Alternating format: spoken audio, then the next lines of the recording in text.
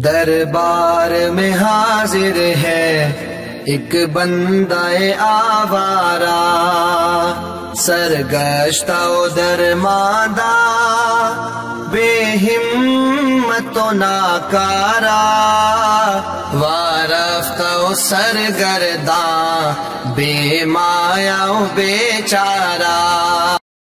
بسم اللہ الرحمن الرحیم، الحمدللہ وکفا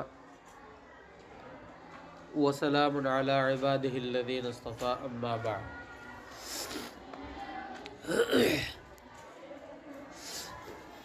تو کل کی بحث میں پتہ چلا کہ کلام کی دو قسمیں ہیں، کلام نفسی اور کلام لفظی۔ کلام نفسی وہ ایک ہی کلام ہے جو اللہ کی صفت ہے، ازلی ہے، اور اس میں نہ کوئی آواز ہے، نہ حروف سے مرکب ہے، بلکہ وہ بسیط ہے۔ اور کلام لفظی جو ہے وہ یہ ہے، مخلوق بھی ہے اور حادث بھی ہے، آواز اور حروف سے مرکب بھی ہے، اور اس میں تعدد اور تفاوت بھی ہے، جبکہ کلام نفسی کے اندر تعدد اور تفاوت نہیں ہے۔ اور یہ کلام لفظی کلام نفسی پر دلالت کرتا ہے۔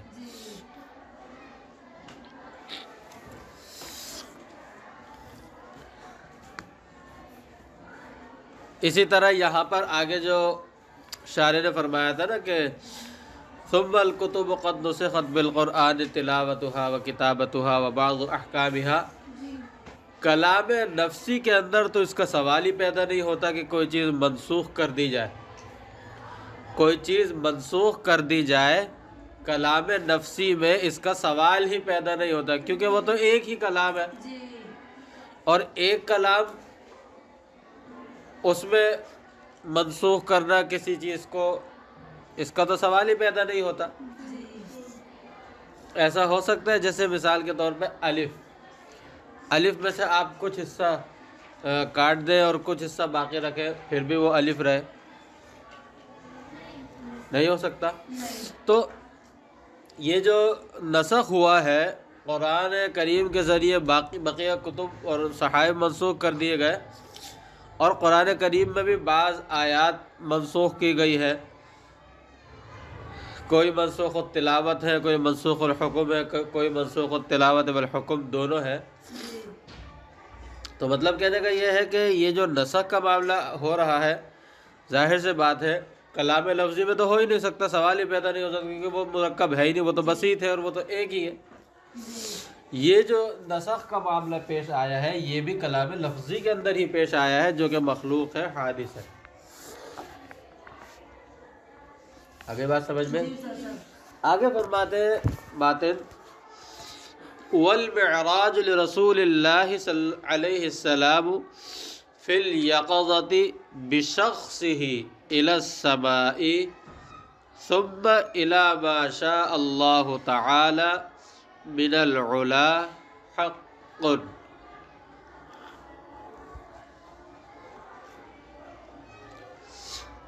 فرماتے ہیں کہ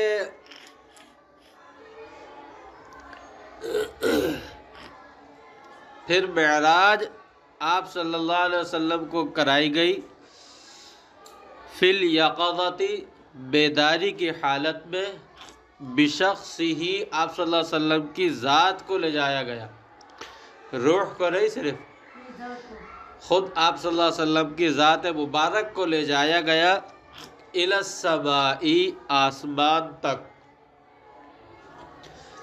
پھر اس کے بعد ثم الی ما شاء اللہ تعالی من العلا، اس کے بعد جہاں تک اللہ تعالی نے چاہا بلندیوں پر ان کو لے جایا گیا۔ یہ سب کا سب برحق ہے، یہ سب کا سب برحق ہے۔ یہاں پر معراج کے متعلق اہل سنت والجماعت کا جو مسلک ہے وہ کیا ہے کہ آپ صلی اللہ علیہ وسلم کو بیداری کی حالت میں معراج جسمانی ہوئی، آپ صلی اللہ علیہ وسلم، اہل سنت والجماعت کا مسلک کیا ہے؟ آپ صلی اللہ علیہ وسلم کو بیداری کی حالت میں معراج جسمانی ہوئی ہے، مسجد حرام سے مسجد اقصی تک لے جائے گئے، اس سفر کو کہتے ہیں اسرا، پھر مسجد اقصی سے آسمانوں تک لے جائے گئے، اس سفر کو کہتے ہیں معراج۔ عرج یعرج سے معنی چڑھنا، تو اس کو کہتے ہیں معراج۔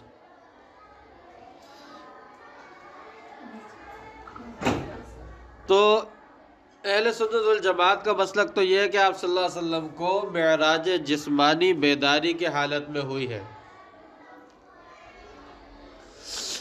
ماتن نے جو انداز قائم کیا ہے اس سے بھی اس بات کی طرف اشارہ کیا ہے کہ اس معراج کے اندر 3 سفر ہوئے ہیں، اس معراج کے اندر 3 سفر ہوئے ہیں۔ ایک سفر زمینی ہے جو مسجد حرام سے مسجد اقصی تک، اس سفر کو تو اسرا کہتے ہیں۔ یہ سفر نص قطعی سے ثابت ہے، جیسا کہ 15ویں پارے کے شروع میں سبحان الذی اسری بعبدہ لیلا من المسجد الحرام الی المسجد الاقصی۔ تو یہ ایک سفر تو زمینی ہے اور نص قطعی سے ثابت ہے قرآن کی آیت سے، اس کا منکر جو ہے وہ کافر ہے، اس کا منکر جو ہے وہ کافر ہے۔ جو اس سفر اسرا کا انکار کرے گا، چونکہ یہ نص قطعی سے ثابت ہے تو سفر اسرا کا منکر جو ہے وہ کافر ہوگا۔ دوسرا سفر مسجد اقصی سے آسمانوں تک کا سفر، مسجد اقصی سے آسمانوں تک کا سفر، اس کو معراج کہتے ہیں۔ اور یہ سفر جو مسجد اقصی سے آسمانوں تک کا ہے، یہ خبر مشہور سے ثابت ہے، یہ خبر مشہور سے ثابت ہے۔ اس کا منکر کافر تو نہیں کہلائے گا مگر فاسق اور بدعتی کہلائے گا، اس کا منکر فاسق اور بدعتی کہلائے گا، کافر البتہ نہیں کہلائے گا۔ تیسرا سفر آسمانوں سے اوپر تک کا ہے، تیسرا سفر جو ہے وہ آسمانوں سے اوپر تک کا ہے۔ یہ سفر جو ہے خبر واحد سے ثابت ہے، یہ سفر جو ہے خبر واحد سے ثابت ہے۔ اس کا منکر جو ہے وہ گناہگار ہوگا، اس کا منکر گناہگار ہوگا۔ تو یہ 3 سفر ثابت ہے۔ فلاسفہ نے معراج کا انکار کیا ہے، فلاسفہ نے جو ہے معراج کا انکار کیا ہے، اور انہوں نے چند دلائل اپنے اس انکار کو تقویت دینے کے لیے، اپنے اس عقیدے کو تقویت دینے کے لیے چند دلائل انہوں نے بیان کیے ہیں۔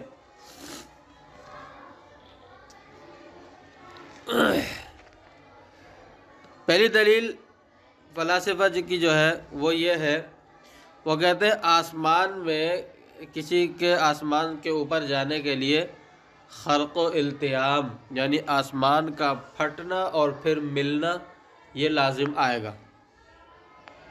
بھئی کوئی چیز جب پار ہو کر آسمان سے اوپر جائے گی تو آسمان اس جگہ سے پھٹے گا نا، یا نہیں پھٹے گا؟ لگ رہا ہے سمجھ میں نہیں آ رہی بات، پھٹے گا تو جواب بھی دیا کرے نا، گھومتے بھر کے نہیں بیٹھا کرے۔ تو جب آسمان سے اوپر کوئی جائے گا پار کر کے تو آسمان کے اندر خرق و التیام یعنی پھٹنا اور ملنا یہ لازم آئے گا، اور خرق و التیام محال ہے، آسمانوں میں خرق و التیام محال ہے، آسمانوں میں پھٹنا اور ملنا نہیں ہو سکتا، یہ محال ہے خرق و التیام، ٹھیک ہے۔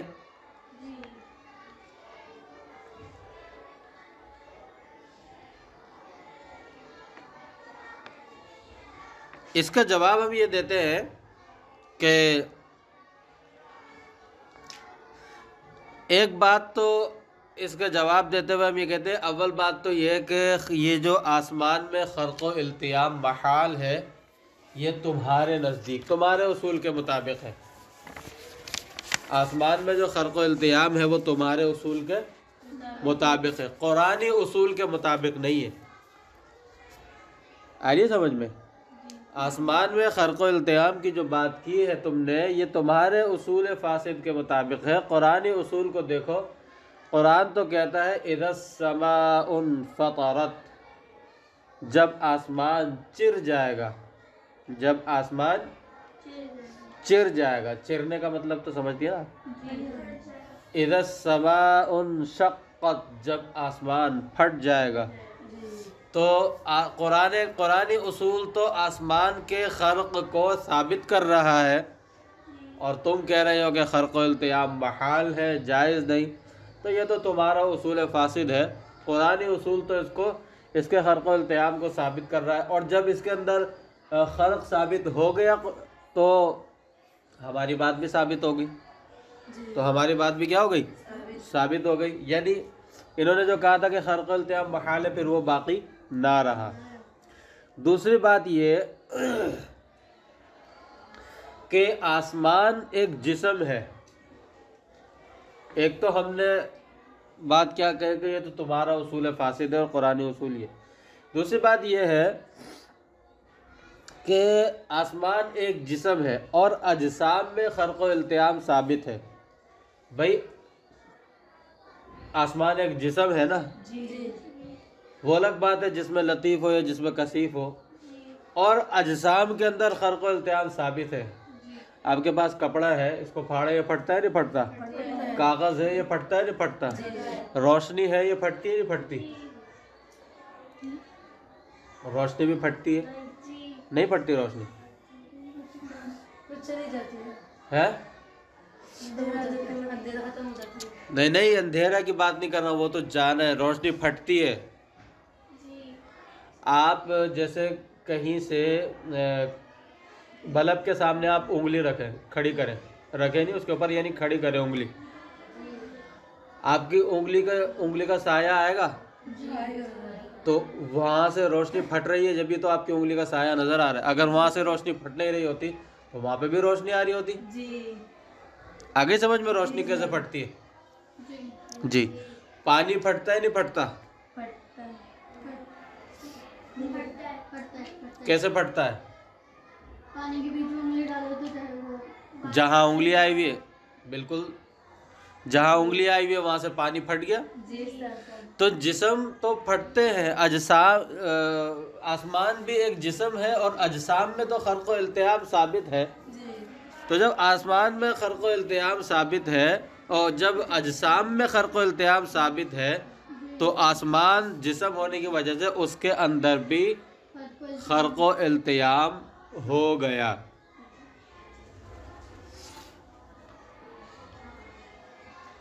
اور اجسام میں خرق و التیام ثابت کیسے ہے؟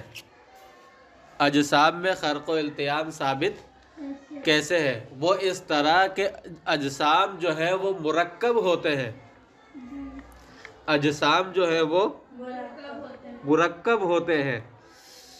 تو جو چیز مرکب ہوتی ہے اس کے، یعنی جو چیز مرکب ہوتی ہے اس کے اندر اس کی تجزی بھی ہو سکتی ہے نا۔ وہ مرکب ہی جبھی کہلا رہی ہے کہ اس کی ٹکڑے تھے، وہ مرکب جبھی کہلا رہی ہے کہ یہ ٹکڑوں کی شکل میں تھی، اور یہ سارے ٹکڑے مل گئے، جز سارے مل گئے، پھر یہ مرکب ہوا ہے۔ یعنی مرکب ہونا خود ہی ٹکڑے ہونے کی اور پھٹنے کی علامت ہے۔ تو اس لیے اب یہاں پر جو بحث کی ہے شارح نے، وہ تو یہ ہے کہ بھئی اجسام جزء لا یتجزا سے مرکب ہوتے ہیں۔ میں وہ جزء لا یتجزا والی بات اس لیے نہیں بتا رہا کہ اس کی بحث، اصل بحث تو اس حصے میں گزری ہے جو آپ کو نہیں پڑھاتے حصہ اول کے اندر، صحیح ہے؟ تو لیکن جو بات بیان کی ہے، اصل بات وہ بتا رہا ہوں کہ اجسام جو ہے، تمام کے تمام اجسام وہ مرکب ہوتے ہیں۔ بھئی یہ جو شیشے کا گلاس ہے، یہ شیشے کا گلاس مرکب ہے یا غیر مرکب؟ مرکب ہے. یہ شیشے کے بہت چھوٹے چھوٹے سے اجزاء ریت میں سے جمع کیے، جہاں سے بھی جمع کیے، پھر ان کو ایک ساتھ ملا کر اور ایک طریقے کے مطابق گزار کر ان کو یہ بنایا گیا. آپ کوئی بھی جسم اٹھا لیں، آپ اس کے دیکھیں، اس کے بارے میں سوچیں، آپ کو نظر آ جائے گا کہ ہاں یہ تو ٹکڑوں کی شکل میں تھا. یہ لوہے کا جو آپ کے سامنے چیزیں بنی ہوئی کھڑی ہوئی ہیں، یہ جب لوہا کان میں سے نکلتا ہے تو کوئی اس طرح کی شیپ بنی ہوئی تھوڑی نکلتی. وہ تو اس کو جو ہے ٹکڑے کر کے پھر اس کو جو ہے نا مرکب ترکیب اس کے اندر کی جاتی ہے. اور یہ چیزیں مطلب کہنے کا یہ ہے کہ مرکب ہونا ہی خود ٹکڑے ہونے پر دلالت کرتی ہے. مرکب ہونا ہی خود کس پر؟ ٹکڑے ہونے پر دلالت کرتی ہے. تو شارح یہی فرماتے ہیں کہ اجسام جو ہے یہ مرکب ہوتے ہیں جزء لا یتجزا سے. تو جب یہ مرکب ہوتے ہیں تو مرکب ہونا خود اس بات پر دلالت کرتی ہے. تو اس لیے ہم انہیں یہ کہتے ہیں کہ جب اجسام میں خرق و التیام ثابت ہے تو آسمان میں بھی خود بخود کیا ہو گیا؟ ثابت ہو گیا. آگے یہ دو پہلی دلیل اور اس کے دو جواب سمجھ میں آ گئے آپ کو؟ کہیں تو دوبارہ بتاؤ. چلے دوسری دلیل یہ دیتے ہیں، وہ دیتے ہیں اچھا چلو تم نے خرق و التیام ثابت کر کے تو تم نے جو ہے نا اپنا پلہ جھکا لیا ترازو کا. وہ کہتے ہیں دوسری دلیل یہ ہے کہ اس کا جواب دے کے دکھاؤ کہ آسمان سے پہلے تو کرۂ ناری ہے. آسمان سے پہلے تو کرۂ ناری ہے، یعنی آسمان سے پہلے تو ایک ایسی جگہ ہے جہاں آگ ہی آگ ہے، جہاں پر آگ ہی آگ ہے، اور اس میں داخل ہوتے ہی چیز جل جاتی ہے. ایسا کیسے ہو سکتا ہے کہ کوئی چیز اس کے اندر داخل ہو، بغیر جلے آگے چلی جائے اور واپس آئے، بغیر جلے واپس آ جائے؟ آئی دوسری دلیل سمجھ میں؟ آسمان سے پہلے کرۂ ناری ہے، اس کرۂ ناری کے اندر داخل ہوتے ہی چیز جل جاتی ہے، اس کو پار کر کے آسمان تک جانا پڑے گا اور وہاں تک پہنچنا ممکن ہی نہیں ہے. جل جائے گا جب اس کے اندر جیسی کوئی داخل ہوگا. تو کہتے ہیں کہ پھر بتاؤ، پھر اس سے بھی پتہ چلا کہ معراج آپ صلی اللہ علیہ وسلم کو نہیں ہوئی. اس کا جواب ہم یہ دیتے ہیں کہ ٹھیک ہے، آپ کی بات درست ہے کہ کرۂ ناری بھی ہے، اور آگ میں جو چیز جل جاتی ہے وہ چیز، جو آگ میں جو چیز داخل ہوتی ہے وہ جل جاتی ہے. لیکن بابا آگ کی جو جلانے والی صفت ہے، یہ اس کی صفت اکثری تو ہے، یہ اس کی اکثری صفت تو ہے، لیکن اس کی لازمی صفت نہیں ہے. آگ کی جلانے والی صفت جو ہے یہ اس کی اکثری اور عمومی صفت تو ہے، مگر اس کی لازمی صفت نہیں ہے جلانا. اگر جلانا آگ کی لازمی صفت ہوتا تو حضرت خلیل اللہ کو بھی آگ جلا دیتی. حضرت خلیل اللہ، حضرت ابراہیم علیہ السلام کو بھی آگ جلا دیتی. جبکہ وہاں پر تو اللہ تعالیٰ کا حکم آیا، یا نار کونی بردا وسلاما علی ابراہیم. اللہ تعالیٰ کا حکم آیا، وہ آگ نے اس نے ابراہیم علیہ السلام کا بال تک نہیں جلایا. تو پتہ چلا کہ اگر جلانا اس کی لازمی صفت ہوتی تو حضرت خلیل اللہ پر یہ آگ ٹھنڈی اور سلامتی والی کیسے ہو جاتی؟ اس کی تو لازمی صفت تھی جلانا. آ رہی بات سمجھ میں؟ پتہ چلا آگ کی جلانا آگ کی لازمی صفت نہیں ہے، بلکہ اکثری اور عمومی صفت ہے. پھر اگر کوئی یہ کہے، اگر کوئی یہ اعتراض کرے کہ حضرت خلیل اللہ پر، حضرت ابراہیم علیہ السلام کو تو آگ نے اس لیے نہیں جلایا کہ اللہ تعالیٰ کا حکم آ گیا تھا، یا نار کونی بردا وسلام علی ابراہیم. اگر کوئی یہ اعتراض کرے تو ہم یہ جواب دیں گے تو حضرت رسول اللہ پر بھی تو اللہ کا حکم آیا تھا اوپر بلانے کا، تو وہاں آگ کیسے سرکشی کر سکتی ہے؟ آگے جواب سمجھ میں؟ یعنی آگ کا جلانا جو ہے یہ آگ کی اکثری اور عمومی صفت ہے، لازمی صفت نہیں. اس کی دلیل حضرت ابراہیم علیہ السلام کو آگ نے نہیں جلایا. اور بھی مثالیں، حضرت علی رضی اللہ تعالیٰ عنہ کا ایک دسترخوان تھا، آپ صلی اللہ علیہ وسلم نے ایک دفعہ اس سے ہاتھ وغیرہ صاف کیے، اس کے بعد وہ دسترخوان خراب ہو جاتا تھا، کپڑے کا دسترخوان تھا، جب میلا ہو جاتا تھا تو وہ آگ میں ڈال دیتے تھے اس کو. یہ منقول ہے کہ آگ میں ڈال دیتے تھے تو وہ آگ کے اندر جب ڈالتے تھے تو وہ بالکل مکمل صاف ہو کر واپس نکل جاتا تھا.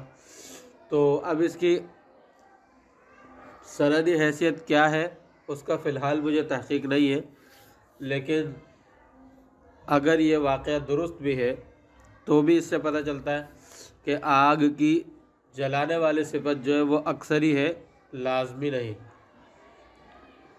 ٹھیک ہے، میں نے یہ بات اس لیے کی کہ مجھے اس کے سندی حیثیت کی تحقیق نہیں، کیونکہ آج کل بہت سارے واقعات من گھڑت واقعات ہیں، ان کا کوئی سر پیر نہیں ہے، یا پہلے محدثین نے ان کے بارے میں تصریح کر دی ہے کہ یہ من گھڑت واقعات ہیں اور وہ پھیل رہے ہیں اور دوبارہ بھی پھیل رہے ہیں.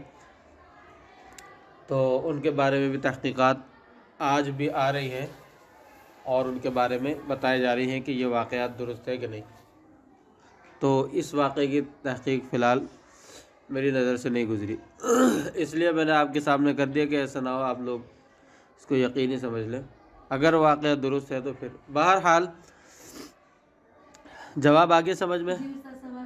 اچھا، پھر تیسری دلیل دیتے ہیں. وہ کہتے ہیں اچھا چلو یہاں پر بھی تم نے جو ہے میدان مار لیا. تیسری دلیل وہ یہ دیتے ہیں کہ اچھا یہ تو بتاؤ، اتنی تھوڑی سی مدت کے اندر اتنا لمبا سفر، مسجد حرام سے مسجد اقصی تک کا سفر ہی جو ہے مہینوں کا سفر ہے، اور یہ رات کے اندر ہی صبح ہونے سے پہلے وہاں تک بھی، پھر آگے آسمانوں تک، پھر آسمان سے جنت جہنم کہاں تک، عرش تک، جہاں تک مختلف روایات کے مطابق آتا ہے، وہاں تک جا کر پھر واپس آ جانا، یہ اتنی قلیل مدت میں اتنا لمبا سفر طے کرنا اور یہ سب کچھ دیکھ کر واپس آ جانا، یہ مشکل ہے، یہ سمجھ میں نہیں آتی. اتنی قلیل مدت میں اتنا لمبا سفر طے کرنا اور سب کچھ دیکھ کر اس کا نظارہ کر کے واپس آ جانا، یہ چیز سمجھ میں نہیں آتی، یہ مشکل ہے، یہ ہمارے ذہن میں نہیں آتی، ہمارے دماغ میں نہیں آتی. اس کا جواب یہ ہے کہ قلیل مدت میں طویل سفر یہ خلاف عادت تو ہے مگر محال نہیں ہے. قلیل مدت میں طویل سفر خلاف عادت تو ہے. عموماً ایسا نہیں ہوتا کہ کوئی 2 منٹ میں 2000 کلومیٹر کا سفر طے کر لے، عموماً ایسا نہیں ہوتا. یعنی عادتاً سفر جتنا لمبا ہوتا ہے وقت بھی اتنا ہی لمبا لگتا ہے، یہ عادتاً ایسا ہوتا ہے نا. تو قلیل مدت یعنی کم وقت میں زیادہ سفر طے کرنا یہ خلاف عادت تو ہے مگر محال نہیں ہے. ایسا ہو سکتا ہے ضرور. کیسے محال نہیں ہے؟ حضرت سلیمان علیہ السلام کتنی جلدی سفر طے کر لیا گیا، مہینوں کا سفر وہ پلک جھپکنے میں طے ہو جاتا تھا. تو اس سے پتہ چلتا ہے کہ محال نہیں ہے. اس سے پتہ چلتا ہے حضرت سلیمان علیہ السلام جو سفر طے کر لیا کرتے تھے، اس سے پتہ چلتا ہے کہ کم مدت میں کم وقت میں زیادہ سفر طے کرنا خلاف عادت تو ہے مگر محال نہیں ہے. جب محال نہیں ہے، صرف خلاف عادت ہے، تو بابا معجزہ بھی تو خلاف عادت ہی ہوتا ہے. معجزہ جو ہوتا ہے وہ کیا ہوتا ہے؟ خلاف عادت ہی تو ہوتا ہے معجزہ، یا معجزہ عادت کے مطابق ہوتا ہے؟ پیچھے پڑا ہے نا معجزے کی بحث میں، خلاف عقل نہیں ہوتا لیکن خلاف عادت ہوتا ہے. لہذا یہ معجزہ ہے آپ صلی اللہ علیہ وسلم کا کہ طویل سفر جو ہے قلیل مدت کے اندر طے ہو گیا. آگے بات سمجھ میں؟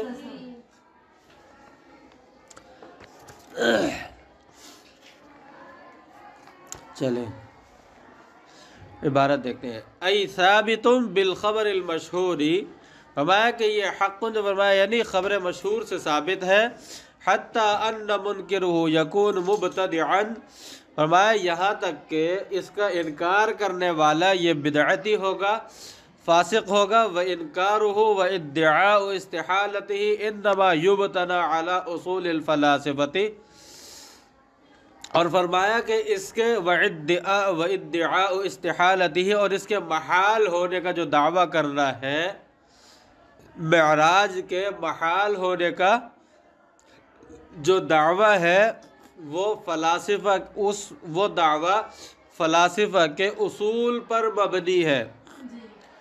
معراج کے محال ہونے کا دعویٰ فلاسفہ کے اصول پر مبنی ہے، اور فلاسفہ کا اصول ہے کہ آسمان میں خرق و التیاب نہیں ہوتا۔ وَإِلَّا فَالْخَرْقُ وَالْإِلْتِيَابُ عَلَى السَّمَاوَاتِ جَائِزٌ، وگرنہ آسمان میں خرق و التیاب جائز ہے، بدلیل اذا السماء انفطرت واذا السماء انشقت۔ والاجسام متماثلۃ، آسمان ایک جسم ہے، جب ایک جسم ہے تو تمام اجسام جسم ہونے کے اندر کیا ہے؟ مماثل ہے، ایک ہی جیسے ہے نا جسم ہونے میں، تو تمام اجسام جسم ہونے کے اعتبار سے مماثل ہے۔ یصح علی کل ما یصح علی الآخر، تو جو چیز جس جسم پر صحیح ہوگی وہ دوسرے پر بھی صحیح ہوگی، یعنی جس چیز کا ثبوت ایک جسم کے لیے ہوگا وہ باقی تمام جسموں کے لیے بھی اس کا ثبوت ہوگا۔ تو جب کپڑا ایک جسم ہے، اس کے اندر خرق ثابت ہو گیا تو آسمان کے اندر بھی خرق ثابت ہو گیا۔ واللہ تعالی قادر علی الممکنات کلہا، اور فرمایا کہ یہ بات کہ کرہ ناری ہے اور وغیرہ وغیرہ اتنی قلیل مدت میں، فرمایا کہ اللہ تعالیٰ ہر ممکنات پر قادر ہے۔ انسان نہیں ہو سکتا، انسان کو مشکل لگتا ہے تو لگے، اللہ تعالیٰ تو قادر مطلق ہے نا، تو اللہ تعالیٰ قادر ہے۔ اللہ تعالیٰ نے کرہ ناریہ سے بھی گزار دیا، اللہ تعالیٰ قلیل مدت میں طویل سفر بھی طے کروا دیا، سب کچھ کروا دیا۔ فَقَوْلُهُ فِي الْيَقَظَةِ، آگے جو باتیں یقظتی فرمایا تھا اس کے بارے میں شارح کیا فرماتے ہیں؟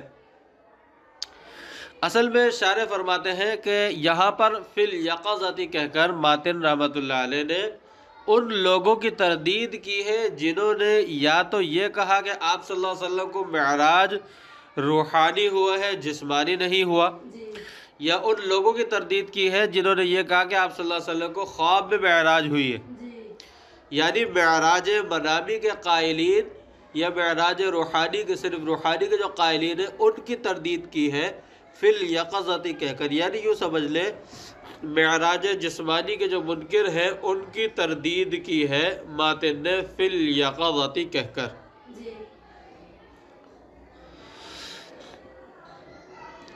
تو بعض حضرات یہ کہتے ہیں کہ آپ صلی اللہ علیہ وسلم کو معراج جو ہے وہ جسمانی نہیں ہوئی، اس پہ وہ دلیل پیش کرتے ہیں۔ پہلی دلیل، حضرت امیر معاویہ رضی اللہ تعالی عنہ سے معراج کے بارے میں سوال کیا گیا تو انہوں نے فرمایا کانت رؤیا صالحتن، کانت رؤیا صالحتن، کہ یہ ایک سچا خواب تھا۔ انہوں نے تو فرمایا تھا کہ کانت رؤیا صالحتن، لیکن کہنے والے نے اس کا مطلب یہ سمجھا کہ حضرت امیر معاویہ رضی اللہ تعالیٰ عنہ فرما رہے کہ یہ ایک سچا خواب تھا، ٹھیک ہے۔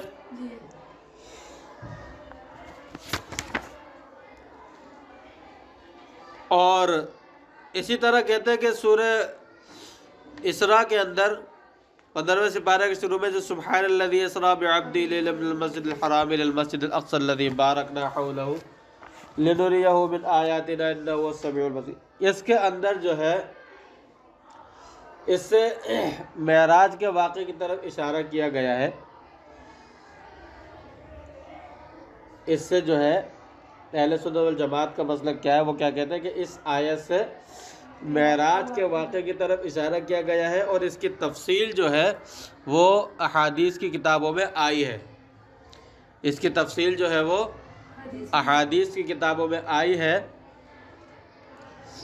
اور وہ یہ تفصیل کا خلاصہ یہ ہے کہ حضرت جبریل علیہ السلام آپ صلی اللہ علیہ وسلم کے پاس آئے اور رات کے وقت انہیں ایک جانور پر سوار کیا جس کا نام براق تھا. وہ بہت ہی تیز رفتار جانور تھا، جہاں نگاہ پڑتی وہی قدم پڑتا تھا. پھر آپ کو بیت الحرام سے بیت المقدس تک لے جایا گیا. یہ پہلا مرحلہ تھا سفر کا، اسے اسرا کہا جاتا ہے. پھر وہاں سے حضرت جبریل علیہ السلام آپ کو ساتوں آسمانوں پر لے گئے، اور ہر آسمان پر آپ صلی اللہ علیہ وسلم کی ملاقات کسی نہ کسی نبی سے ہوئی. اس کے بعد جنت کے ایک درخت سدرۃ المنتہا پر تشریف لے گئے، اور آپ کو اللہ تعالیٰ سے براہ راست کلام کرنے کا شرف حاصل ہوا. اسی موقع پر اللہ تعالیٰ نے امت پر جو ہے 5 نمازیں فرض فرمائی، اور پھر رات میں آپ صلی اللہ علیہ وسلم واپس مکہ مکرمہ تشریف لے کر آ گئے. اس آیت کے اندر تو سفر کے صرف پہلے حصے کا بیان ہے. آیت کے اندر تو سفر کے صرف پہلے حصے کا یعنی اسرا کا بیان ہے، جو مسجد حرام سے مسجد اقصیٰ تک ہوا.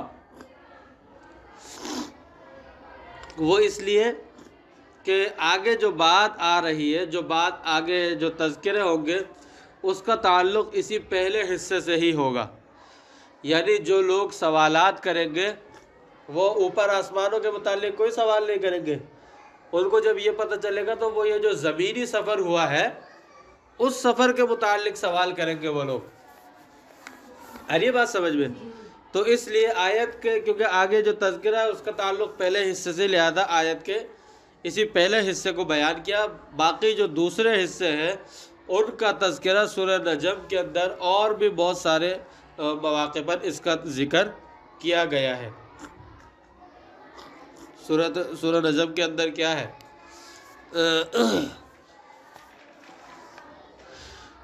وَالنَّجْمِ إِذَا هَوَى مَا ضَلَّ صَاحِبُكُمْ وَمَا غَوَى وَمَا يَنطِقُ عَنِ الْهَوَىٰ إِنْ هُوَ إِلَّا وَحْيٌ يُوحَىٰ عَلَّمَهُ شَدِيدُ الْقُوَىٰ ذُو مِرَّةٍ فَاسْتَوَىٰ وَهُوَ بِالْأُفُقِ الْأَعْلَىٰ ثُمَّ دَنَا فَتَدَلَّىٰ وَهُوَ بِالْأُفُقِ الْأَعْلَىٰ ثُمَّ دَنَا فَتَدَلَّىٰ فَكَانَ قَابَ قَوْسَيْنِ أَوْ أَدْنَىٰ فَأَوْحَىٰ إِلَىٰ عَبْدِهِ مَا أَوْحَىٰ مَا كَذَبَ الْفُؤَادُ مَا رَأَىٰ أَفَتُمَارُونَهُ عَلَىٰ مَا يَرَىٰ وَلَقَدْ رَآهُ نَزْلَةً أُخْرَىٰ عِندَ سِدْرَةِ الْمُنتَهَىٰ عِندَهَا جَنَّةُ الْمَأْوَىٰ إِذْ يَغْشَى السِّدْرَةَ مَا يَغْشَىٰ مَا زَاغَ الْبَصَرُ وَمَا طَغَىٰ لَقَدْ رَآىٰ مِنْ آيَاتِ رَبِّهِ الْكُبْرَىٰ أَفَرَأَيْتُمُ اللَّاتَ اچھا لَقَدْ رَآىٰ مِنْ آيَاتِ رَبِّهِ الْكُبْرَىٰ یہاں تک جو ہے اس کا سورۃ النجم کے اندر تذکرہ ہے. ثم دنا فتدلّیٰ سے تو باقی جو حصہ ہے سمجھے زمینی کے علاوہ جو آسمانی سفر ہے اس کا تذکرہ اس کے اندر ہے. باقی احادیث کے اندر تو یہ تفصیل سے ذکر کیا گیا ہے. تو اس لیے جو لوگ یہ کہتے ہیں کہ آپ صلی اللہ علیہ وسلم کو خواب میں دکھایا گیا یا معراج جو ہے منامی ہوئی ہے جسمانی نہیں ہوئی، تو یہ تو صحیح احادیث کے خلاف بات ہے. قرآن کریم کا اسلوب بھی واضح طور پر یہ بات بتا رہا ہے کہ یہ کوئی غیر معمولی واقعہ ہے. یہ جو ہے غیر معمولی واقعہ ہے، یہ کوئی عام واقعہ نہیں ہے. قرآن کریم کا اسلوب بھی یہ بتا رہا ہے. آ رہی ہے سمجھ میں؟ تو جو لوگ یہ کہتے ہیں کہ حضرت امیر معاویہ رضی اللہ تعالی عنہ کا قول ہے، انہوں نے فرمایا رؤیا صالحۃ. اب اس کے جواب متعدد جواب ہے اس کے. ایک تو حضرت پہلا جواب تو یہ ہے کہ حضرت امیر معاویہ رضی اللہ تعالی عنہ کے قول میں رؤیا سے مراد رؤیا بالعین ہے. رؤیا سے مراد خواب نہیں بلکہ رؤیا بالعین ہے، کیونکہ لفظ رؤیت آنکھوں سے دیکھنے کے معنی میں حقیقت ہے. بھئی رؤیت، لفظ رؤیت آنکھوں سے دیکھنے کو ہی کہتے ہیں نا، تو لفظ رؤیت خواب کے معنی میں مجاز ہے، لیکن آنکھوں سے دیکھنے کے معنی میں تو حقیقت ہے. تو لفظ کو اپنے حقیقت سے ہٹا کر بلا وجہ مجاز مراد لینے کی کیا ضرورت؟ اب حقیقت سے ہٹا کر بلا وجہ مجاز مراد لینے کی کیا ضرورت؟ مجاز اس وقت مراد لیا جاتا ہے جب حقیقت مراد لینا ممکن نہ ہو. یہاں تو حقیقت مراد لینا بالکل ممکن ہے. یہ بات سمجھ میں؟ تو حضرت امیر معاویہ رضی اللہ تعالیٰ عنہ کا جب فرمان ہے رؤیا صالحتن، تو اس سے مراد رؤیا سے رؤیا بالعین مراد ہے، یعنی رؤیا حقیقی معنی مراد ہے، مجازی معنی مراد نہیں ہے. اسی طرح حضرت عبداللہ ابن عباس رضی اللہ تعالیٰ عنہ کا قول وہ بھی اس بات پر دلالت کرتا ہے کہ کسی نے ان سے سوال کیا کہ وما جعلنا الرؤیا التي اریناک الا فتنۃ للناس. اس آیت کے متعلق کسی نے سوال کیا تو حضرت عبداللہ ابن عباس اللہ فرمایا کہ ہی رؤیا عین اریہا رسول اللہ صلی اللہ علیہ وسلم. یہ آنکھوں سے دیکھا واقعہ ہے، یہ آنکھوں سے دیکھا گیا واقعہ ہے، یعنی آنکھوں سے دیکھا گیا ہے یہ جو آپ صلی اللہ علیہ وسلم کو اریہا، جو آپ صلی اللہ علیہ وسلم کو لیلۃ اسری بہ الی بیت المقدس، کہ اس رات جس رات آپ صلی اللہ علیہ وسلم کو اسراء کرائے گئے بیت المقدس تک، اس رات آپ صلی اللہ علیہ وسلم کو دکھائی گئی. یہ وہ نظارہ ہے، آنکھوں سے دیکھا ہوا نظارہ ہے جو آپ صلی اللہ علیہ وسلم کو اسراء والے رات دکھایا گیا ہے. یہ بات سمجھ میں؟ تو یہ بھی اس بات پر دلالت کرتا ہے کہ یہ جو ہے آپ صلی اللہ علیہ وسلم کو رؤیا سے مراد رؤیا بالعین ہے. اور پتہ چلا کہ حضرت امیر معاویہ کا قول جو ہے اس کا مطلب رؤیا صالحتن سے کہ اچھا خواب مراد نہیں ہے، بلکہ اس کا مطلب یہ ہے کہ یہ ایک اچھا نظارہ ہے. اچھا نظارہ، اور نظارہ اسی کو کہا جاتا ہے جو آنکھوں سے دیکھا جائے. ٹھیک ہے، باقی انشاءاللہ بعد میں پڑھتے ہیں. وآخر دعوانا الحمدللہ رب العالمین. پردہ کرا دیجیے. بسم اللہ الرحمن الرحیم. الحمدللہ وکفا وسلام علی عبادہ الذین اصطفی. اما بعد. تو حضرت امیر معاویہ رضی اللہ تعالیٰ عنہ نے رؤیا کانت رؤیا صالحتن فرمایا، اس کو دلیل بنایا، اور انہوں نے کہا کہ معراج ہوئی تو ہے. فلاسفہ نے تو معراج کا انکار کیا. پھر بعض حضرات نے کہا کہ معراج ہوئی تو ہے مگر منامی ہوئی ہے، خواب میں ہوئی ہے، بیداری کی حالت میں نہیں ہوئی، اور اس کو دلیل بنایا. تو حضرت امیر معاویہ رضی اللہ تعالیٰ عنہ کا یہ جو فرمان ہے، ان کا جو یہ قول ہے، اس کا مطلب کیا ہے؟ پہلا جواب تو اس کا یہ ہے کہ حضرت امیر معاویہ رضی اللہ تعالیٰ عنہ کے قول میں رؤیا سے مراد رؤیا بالعین ہے. رؤیا بالعین ہے کیونکہ لفظ رؤیت آنکھوں سے دیکھنے کے معنی میں حقیقت ہے، خواب دیکھنے کے معنی میں مجازن استعمال ہوتا ہے. آپ دن میں کتنے الفاظ استعمال کرتے ہیں اور کتنے جو ہے اسباق کے اندر آتے ہیں، دیکھنے کے معنی میں لفظ رؤیت استعمال ہوتا ہے. تو خواب کے لیے اس کا استعمال تو مجاز ہے. حقیقت یہ تو رؤیا بالعین آنکھ سے دیکھنے کے معنی میں حقیقت ہے، اور حقیقت سے مجاز کی طرف اس وقت جایا جاتا ہے جب حقیقت پر عمل ممکن نہ ہو. جب حقیقت پر عمل ممکن نہ ہو تو پھر مجاز مراد لیا جاتا ہے، مجاز کی طرف جایا جاتا ہے. یہاں پر تو حقیقت مراد لینے سے کوئی چیز عارض اور مانع ہے ہی نہیں، تو پھر یہاں پر کانت رؤیا صالحتن کا کیا مطلب؟ تو اس کا مطلب یہی ہے، ماتن نے جو حضرت امیر معاویہ رضی اللہ تعالیٰ کے قول کا پھر ماتن ترجمہ جو کہتے ہیں، وہ کہتے ہیں کہ یہ ایک بہترین نظارہ تھا. رؤیا صالحتن یہ ایک بہترین نظارہ تھا، اور نظارہ کہتے ہی اس کو ہے جو خواب میں دیکھا جائے. اچھا جی، آنکھوں سے دیکھا جائے اسی کو نظارہ کہا جاتا ہے. جو آنکھوں سے نہ دیکھا جائے، نیند میں دیکھا جائے، وہ تو خواب کہلاتا ہے. بعض حضرات نے یہ فرمایا، ایک جواب تو اس کا یہ. دوسرا جواب یہ کہ بعض حضرات فرماتے ہیں کہ حضرت امیر معاویہ رضی اللہ تعالی عنہ اپنا مشاہدہ بیان نہیں فرما رہے. حضرت امیر معاویہ رضی اللہ تعالیٰ عنہ یہ اپنا مشاہدہ بیان نہیں فرما رہے. کیوں؟ اس لیے کہ معراج کے موقع پر تو حضرت امیر معاویہ رضی اللہ تعالیٰ عنہ مسلمان ہوئے ہی نہیں تھے. جب حضرت امیر معاویہ رضی اللہ تعالی عنہ مسلمان نہیں ہوئے تھے، کیونکہ معراج جو ہوئی ہے وہ 27 رجب کو نبوت کے 10 سال بعد ہجرت سے 3 سال پہلے ہوئی ہے۔ معراج جو ہوئی ہے 27 رجب کو نبوت سے 10 سال بعد اور 3 سال نبوت کے 10 سال بعد اور 3 ہجرت کے 3 سال پہلے ہوئی ہے، اور حضرت امیر معاویہ رضی اللہ تعالی عنہ صلح حدیبیہ یا فتح مکہ کے موقع پر 2 قول ہیں، دونوں میں سے راجح قول کے مطابق صلح حدیبیہ یا فتح مکہ کے موقع پر حضرت امیر معاویہ رضی اللہ تعالی عنہ مسلمان ہوئے ہیں۔ ٹھیک ہے، تو اس لیے اس میں بہت فرق ہے۔ صلح حدیبیہ کب ہوئی ہے؟ ہجرت کے بھی کتنے سال بعد ہوئی، تو اس لیے حضرت امیر معاویہ دوسرا جواب بعض حضرات یہ فرماتے ہیں کہ حضرت امیر معاویہ رضی اللہ تعالی عنہ یہ اپنا مشاہدہ بیان نہیں فرما رہے، یہ انہوں نے ایک اندازہ بتایا، یہ انہوں نے ایک اندازہ بتایا۔ ٹھیک ہے، کیونکہ جو صحابہ کرام اس وقت معراج کے موقع پر ایمان لا چکے تھے وہ تو یہی کہتے ہیں معراج بیداری کی حالت میں ہوئی ہے۔ اچھا، جو معراج منامی کے قائل ہیں وہ دوسری دلیل کیا دیتے ہیں؟ ایک دلیل تو حضرت امیر معاویہ رضی اللہ تعالیٰ عنہ کا قول دیتے ہیں، دوسری دلیل وہ حضرت عائشہ صدیقہ رضی اللہ تعالیٰ عنہ کا قول دیتے ہیں۔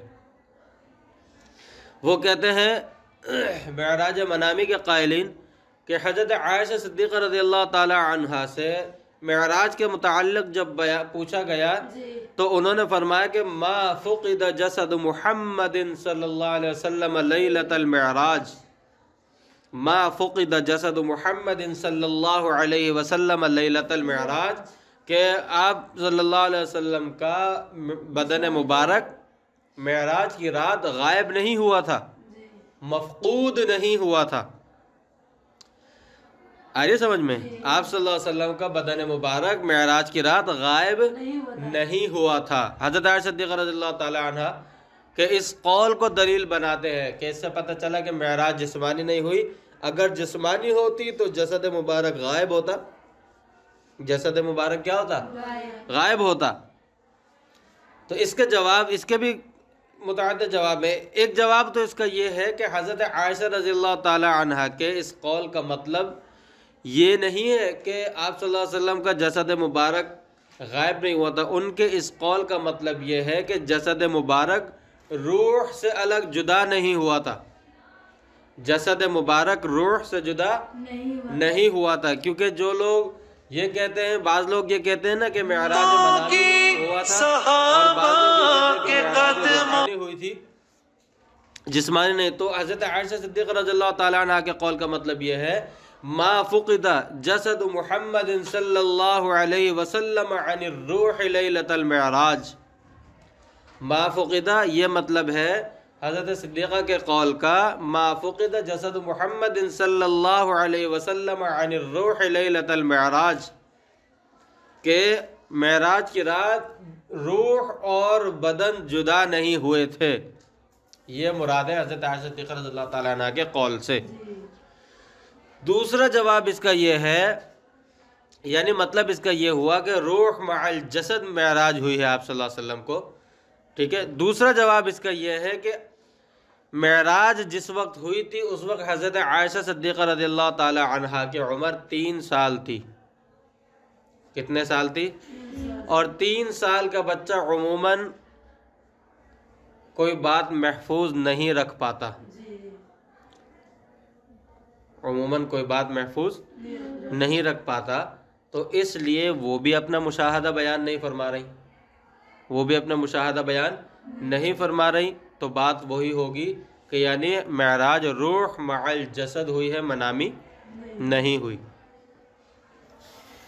تیسری دلیل یہ دیتے ہیں معراج جسمانی کے منکرین جو ہے، وہ کہتے ہیں اللہ تعالیٰ نے فرمایا وَمَا جَعَلْنَا الرُّؤْيَا الَّتِي أَرَيْنَاكَ إِلَّا فِتْنَةً لِلنَّاسِ، اور ہم نے جو نظارہ تمہیں دکھایا اس کو ہم نے کافر لوگوں کے لیے ایک فتنہ بنایا ہے۔ وہ کہتے ہیں کہ یہاں تو خود اللہ تعالیٰ رؤیا فرما رہے ہیں، یعنی معراج کو رؤیا سے تعبیر فرمایا اللہ تعالیٰ نے، اور رؤیا خواب کو کہتے ہیں، کیا کہتے ہیں کہ یہاں اللہ تعالیٰ نے رؤیا فرمایا، معراج کو رؤیا سے تعبیر فرمایا، اور رؤیا تو خواب کو کہتے ہیں۔ تو اس سے بھی پتہ چلا کہ معراج منامی ہوئی ہے، خواب کی حالت میں ہوئی ہے، بیداری کی حالت میں نہیں ہوئی۔ اس کا جواب، رؤیا کا جواب تو ایک ہم پیچھے دے چکے ہیں کہ رؤیا سے مراد رؤیا بالعین ہے، جبھی ہم نے آیت کا ترجمہ یہ کیا، اور ہم نے جو نظارہ تمہیں دکھایا، جبھی آیت کا ترجمہ بھی یہی کیا ہے، ٹھیک ہے۔ اس میں بھی رؤیا سے مراد خواب نہیں ہے۔ کیوں نہیں ہے؟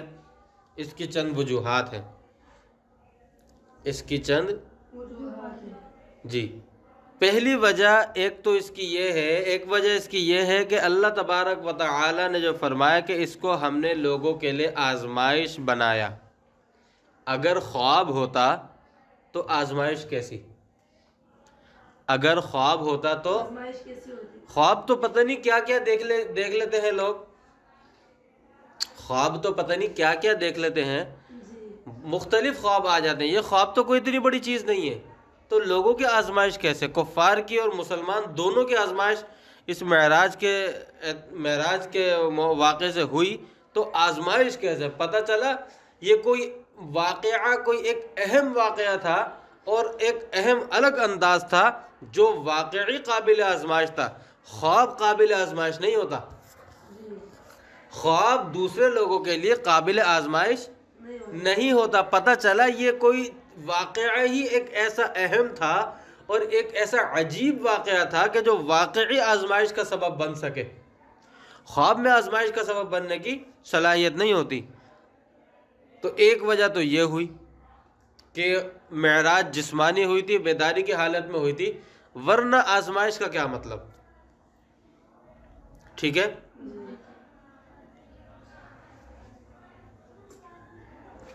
آپ صلی اللہ علیہ وسلم نے جب اس کا ذکر ام ہانی سے کیا، جن کے گھر میں آپ صلی اللہ علیہ وسلم سو رہے تھے، تو حضرت ام ہانی نے کیا کہا کہ آپ صلی اللہ علیہ وسلم سے کہ قریش کے سامنے اس کا ذکر نہیں کیجیے گا، قریش کے سامنے اس کا ذکر نہیں کیجیے گا۔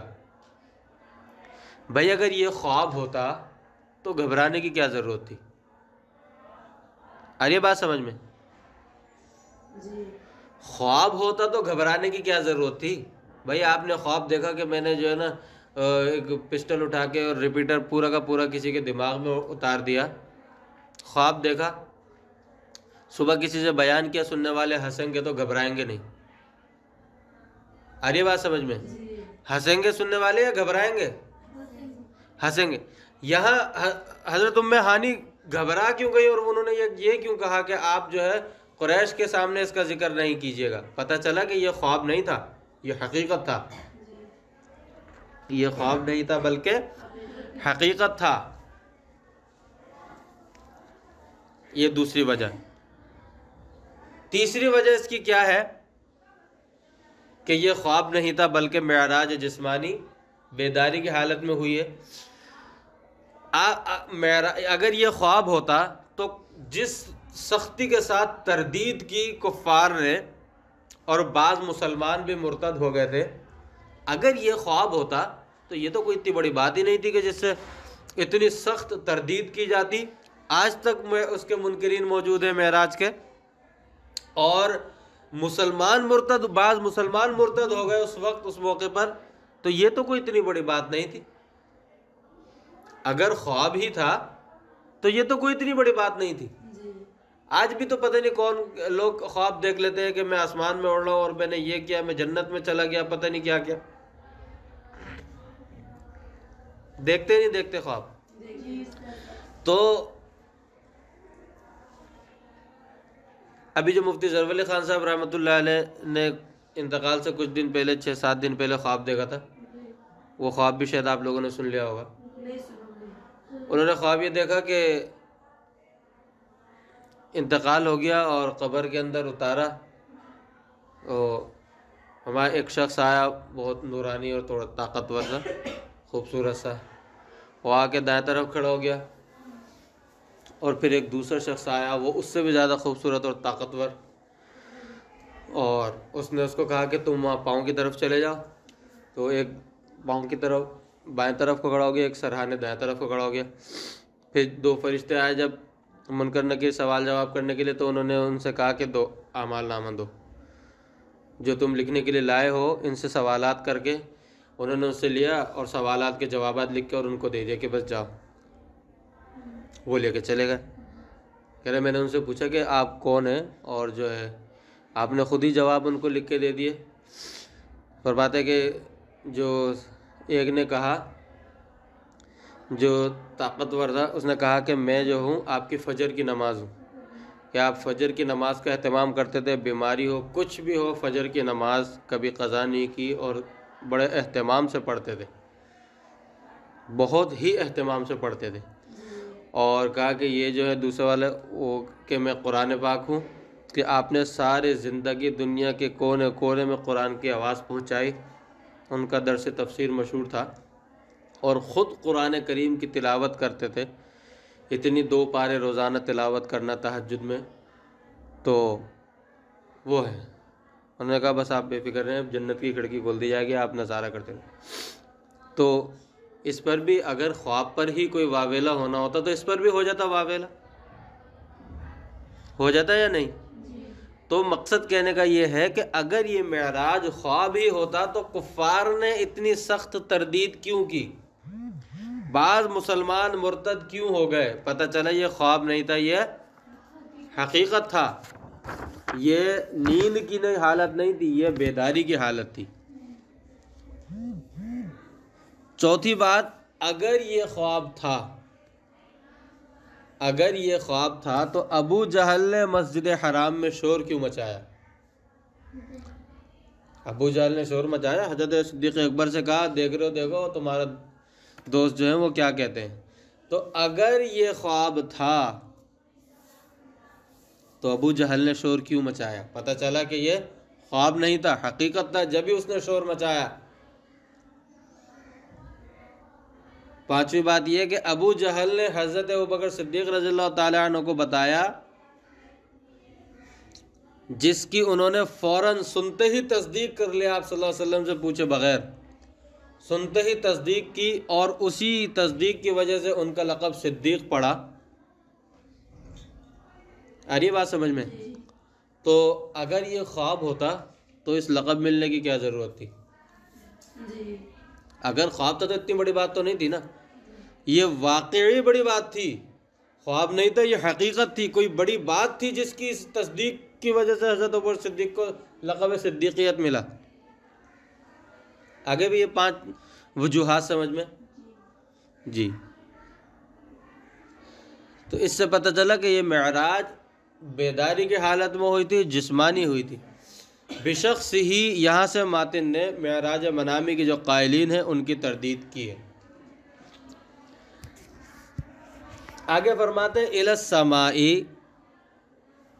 یہاں سے ماتن رحمۃ اللہ علیہ نے ان لوگوں کی تردید کی ہے جو آپ صلی اللہ علیہ وسلم کی معراج جسمانی کے قائل تو ہیں بیداری کی حالت میں، مگر وہ کہتے ہیں کہ صرف مسجد حرام سے مسجد اقصیٰ تک ہوئی ہے. مسجد حرام سے مسجد اقصیٰ تک ہوئی ہے. وہ دلیل بناتے ہیں آیت سبحان الذی اسری بعبدہ لیلا من المسجد الحرام الی المسجد الاقصی الذی بارکنا حولہ لنریہ من آیاتنا انہ هو السمیع البصیر. اس آیت کو انہوں نے دلیل بنایا. تو اس سے ماتن نے ان لوگوں کی تردید کی ہے کہ یہ سفر مسجد حرام سے مسجد اقصیٰ تک کا سفر یہ تو سفر اسرا ہے، یہ معراج تھوڑی ہے. یہ سفر اسرا ہے، یہ معراج نہیں ہے. پھر آگے فرماتے ثم الی ما شاء اللہ تعالی،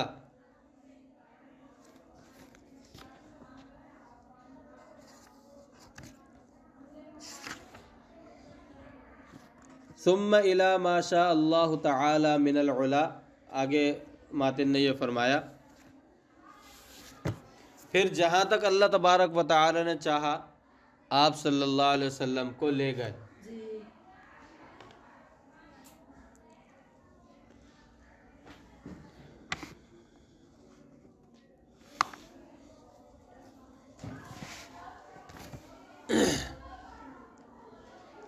یہاں سے جو ہے ثم الی ما شاء اللہ تعالی من العلا، یہاں سے ماتن نے جو ہے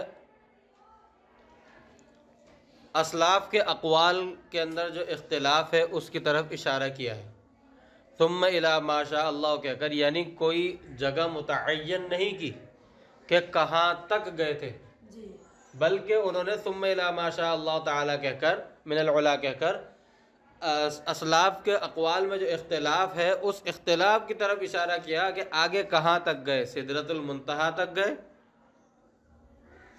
پھر بعض حضرات کا قول یہ ہے کہ عالم کے کنارے تک گئے، بعض حضرات کا قول یہ ہے کہ جنت تک گئے، بعض حضرات کا قول یہ ہے کہ عرش تک گئے، بعض حضرات کا قول یہ ہے کہ عرش کے اوپر تک گئے۔ ٹھیک ہے، یہ مختلف اقوال ہیں۔ بہرحال کتاب الصلاۃ باب کیف فرضت الصلاۃ فی الاسراء، حدیث کی کتابوں میں آپ اس عنوان سے دیکھیں تو آپ کو یہ حدیث پوری تفصیل کے ساتھ ملے گی، کس کس سے ملاقات ہوئی اور پھر جنت میں گئے، سدرۃ المنتہا تک گئے۔ تو یہاں سے آپ صلی اللہ علیہ وسلم کہاں تک گئے؟ اوپر تک گئے، اور جہاں تک اللہ تعالیٰ نے چاہا وہاں تک تشریف لے گئے۔ اب ترجمہ کرتے ہیں، متن کا تو ترجمہ ہو گیا تھا۔ ای ثابتم اچھا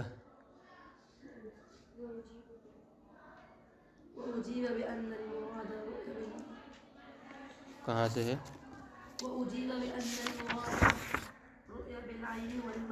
جی، وَأُجِيبَ بِأَنَّ الْمُرَادَ الرُّؤْيَا بِالْعَيْنِ وَالْمَعْنَى مَا فُقِدَ، یعنی مراد رؤیت سے حضرت امیر معاویہ کے قول میں رؤیا بالعین ہے، والمعنی ما فقد جسدہ عن الروح، حضرت عائشہ صدیقہ رضی اللہ تعالیٰ عنہ کے قول میں جسدہ عن الروح ما فقد جسد محمد صلی اللہ علیہ وسلم عن الروح مراد ہے، بل کان مع الروح، بلکہ آپ صلی اللہ علیہ وسلم کو جسد مع الروح معراج ہوئی ہے، وکان المعراج للروح والجسد جمیعا، وقولہ بشخصہ جو شاعر نے ماتن نے فرمایا اشارۃ الی الرد علی من زعم انہ کان للروح فقط، بشخصہ کہہ کر ان لوگوں کی تردید کی ہے جو معراج کہتے ہیں کہ معراج روحانی ہوئی ہے، معراج صرف روح کو ہوئی ہے، جسد کو نہیں ہوئی۔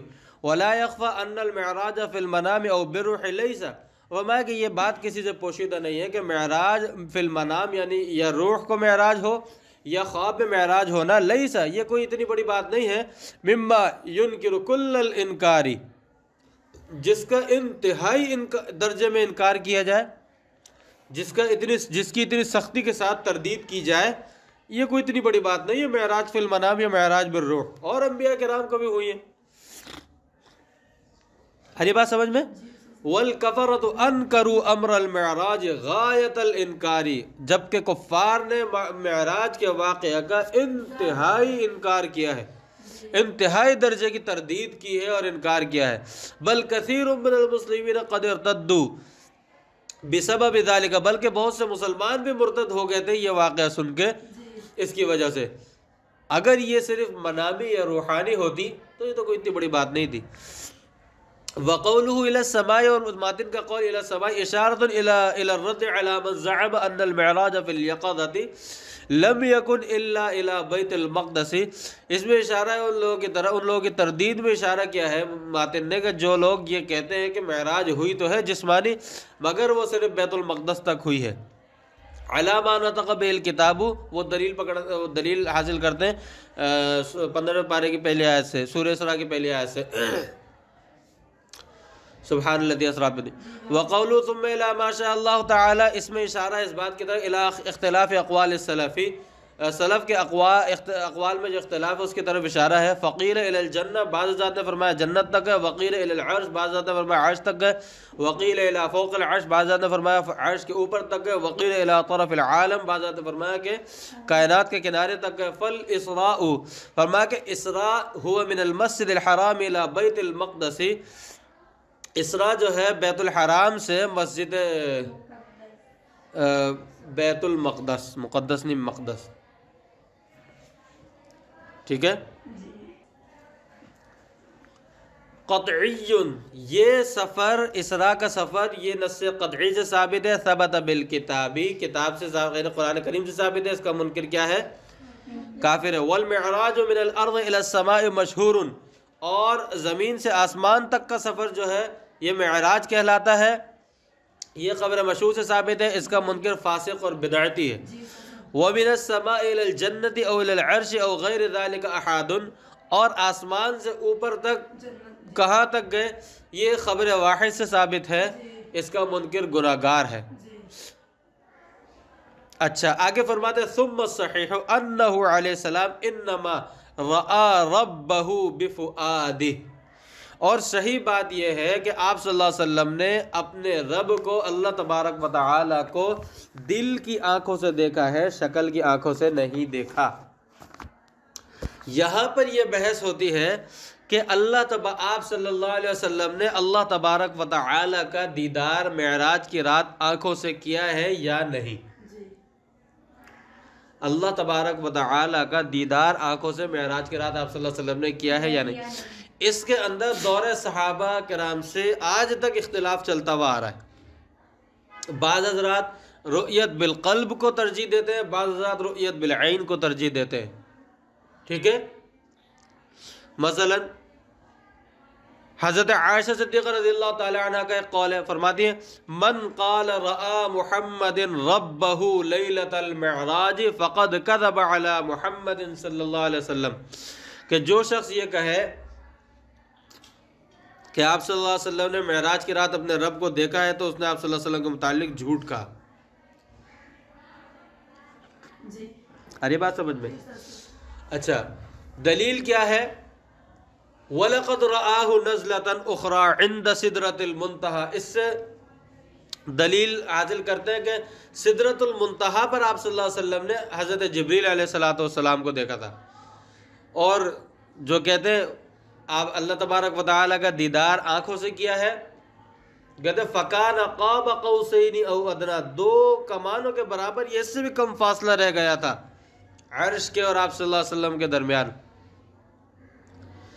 فَأَوْحَى إِلَىٰ عَبْدِهِ مَا أَوْحَىٰ مَا كَذَبَ الْفُؤَادُ مَا رَآ، فرماتے ہیں کہ دل نے اس کا انکار نہیں کیا جس کو آنکھوں نے دیکھا۔ جو معراج، جو رؤیت بالعین کے قائلین ہیں وہ کیا کہتے ہیں کہ یہ جو فرمایا اللہ تبارک و تعالی نے ما کذب الفؤاد ما رآ، دل نے اس کا انکار نہیں کیا جو آنکھوں نے دیکھا۔ وہ کہتے ہیں کہ پتہ چلا آنکھوں نے ذات باری تعالیٰ کو دیدار کیا تھا، آنکھوں نے اللہ تبارک و تعالی کا معراج کے موقع پر آنکھوں نے دیدار کیا تھا اللہ تبارک و تعالی کا، اور دل نے بھی اس کو تسلیم کیا، دل نے بھی انکار نہیں کیا کہ ہاں اللہ تعالیٰ کا دیدار ہوا۔ مطلب یہ اس آیت میں فرمانے کا مقصد یہ ہے کہ ایسا نہیں ہوا کہ دیدار دل سے ہوا ہو آنکھیں چوک گئی ہوں، یا آنکھوں سے کچھ نظر آیا ہو مگر دل تسلیم نہ کرے، نہیں، جو چیز آنکھوں سے دیکھی وہی چیز دل سے بھی دیکھی، جو چیز دل کی آنکھوں سے دیکھی وہی چیز شکل کی آنکھوں سے بھی دیکھی۔ آگے بات سمجھ میں؟ وہ اس کو دلیل بناتے ہیں، اور جو کہتے ہیں کہ نہیں دیدار آپ صلی اللہ علیہ وسلم کو اللہ تعالیٰ کا نہیں ہوا تھا، اللہ تعالیٰ کا تو بالقلب دیدار ہوا ہے، بالعین نہیں، وہ کہتے ہیں وَلَقَدْ رَآهُ نَزْلَةً أُخْرَىٰ، جو فرمایا اس کا مطلب یہ کہ نزلۃ اخرى عند سدرۃ المنتہا، سدرۃ المنتہا پہ تو انہوں نے حضرت جبریل علیہ السلام کو ان کی اصلی حالت میں دیکھا تھا۔ آری بات سمجھ میں؟ تو بہرحال میں نے جیسے عرض کیا کہ صحابہ کرام کے دور سے اختلاف چلتا آ رہا ہے۔ ہمارے حضرت شیخ الحدیث مولانا زکریا صاحب رحمۃ اللہ علیہ وہ رؤیت بالعین کے قائل ہیں، وہ فرماتے ہیں کہ آپ صلی اللہ علیہ وسلم کو آپ صلی اللہ علیہ وسلم نے اللہ تبارک و تعالیٰ کو آنکھوں سے دیکھا ہے۔ کس کے قائل ہیں وہ؟ رؤیت بالعین کے قائل ہیں۔ تو اس سے پتہ چلتا ہے کہ اللہ تبارک، لیکن شارح نے کیا فرمایا؟ شارح نے یہ فرمایا کہ صحیح بات یہ ہے کہ رأى ربہ بفؤادہ، کہ صحیح بات شارح کا قول یہ، بہرحال یہ اختلافی مسئلہ شروع سے اختلاف چلتا آ رہا ہے۔ اور دونوں ہی کے قائلین صحابہ کرام میں بھی موجود تھے اور بعد کے زمانوں تک آج تک دونوں ہی کے قائلین موجود ہیں۔ دلیلیں میں نے آپ کو بتا دی، یہ دلیل میں نے اختصار کے ساتھ بتائی ہیں، اس کے مزید تحقیق اگر پڑھنی ہو تو آپ ضرور پڑھیں، اس میں آپ کو تفصیل بھی ملے گی۔ ٹھیک ہے، آگے بات سمجھ میں؟ معراج کا مسئلہ ختم ہو گیا۔ وآخر دعوانا الحمدللہ رب العالمین۔